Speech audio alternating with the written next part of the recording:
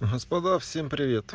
Я думаю, кто смотрит сейчас это видео, имеет проблемы со стуком по ходовой или непонятным стуком, который вроде как и рулевые наконечники целые, и поменяли линки, стойки стабилизаторов, втулки стабилизатора, возможно, шаровые рулевые наконечники, возможно, в этой Тойотах любят разбирать электроусилитель, там пробочка такая, и разжимать усики, ставить пружинки, то есть там что-то стучит в руле и так далее. И, наверное, вам никаким образом это не помогло, наверное, как и мне. Расскажу предысторию Toyota Venza 2011 года. Проблема была какая, когда я ее купил. Ходовая была хлам, стойки были хлам. Я заказал все новые 4 стойки вместе с опорными подшипниками в сборе. И заменил это все дело, полностью ревизию ходовой сделал и стал кататься, и горе не знать. Но как появился какой-то стучок с правой стороны, вот здесь, в этом районе. Стук был только когда ты едешь накатом, получается, накатом, на маленькой скорости, не газуя. То есть такой стук, как будто вот шарабанит действительно резина об металл.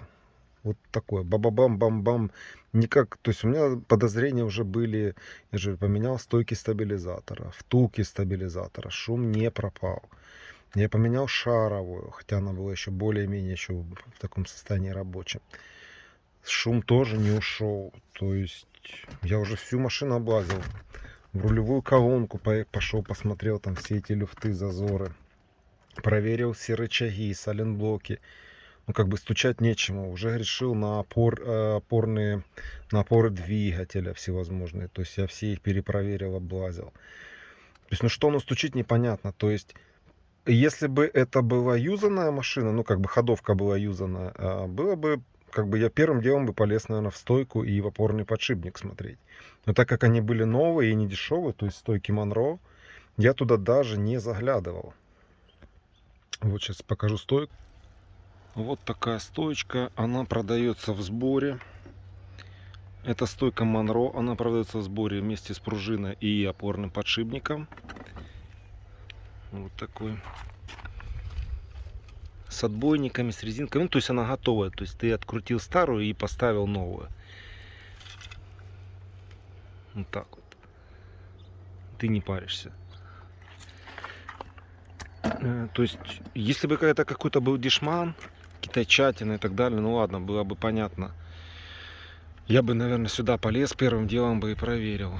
Подтяжка этой гайки никаким образом не изменила ситуацию. Я подложил шайбу, тоже не изменила. Затягивал я очень сильно и хорошо.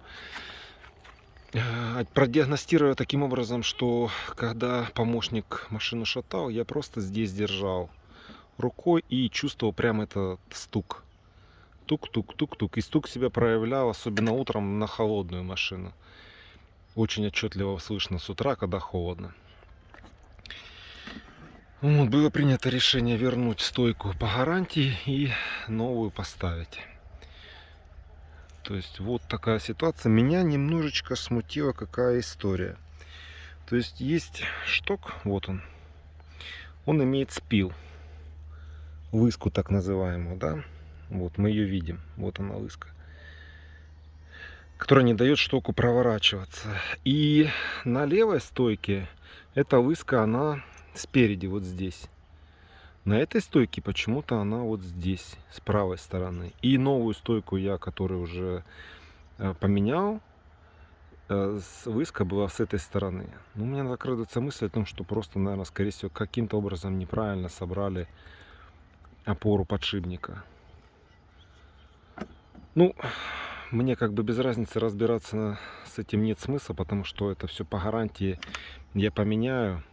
И чтобы разбирать эту стойку, менять отдельно опорный подшипник, ну, неинтересно. Она на гарантии 5 лет, поэтому отдал, поменял и забыл. Вот. Стоимость полностью в сборе стойка Монро с пружиной, с опорным подшипником, с отбойниками, с всеми делами $130. Как бы поменял и забыл. Никто этим не занимается, вот отдельно не меняет. Там отбойники, пыльники. И я уже протестировал автомобиль. Все, шум ушел. Покатаемся, посмотрим, как оно будет. Так что вот такие-то дела.